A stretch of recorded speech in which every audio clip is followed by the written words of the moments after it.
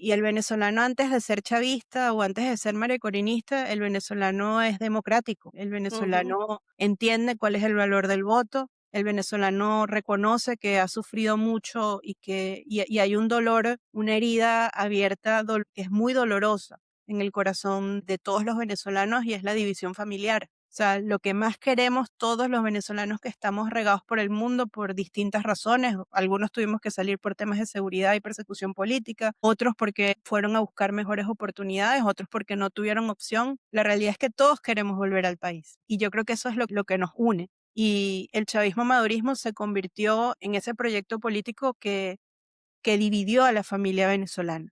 Y el futuro que ya se está construyendo y que se construyó en lo que fue la elección del 28 de julio y con la primaria, ahí comenzó la reconciliación de nuestro país.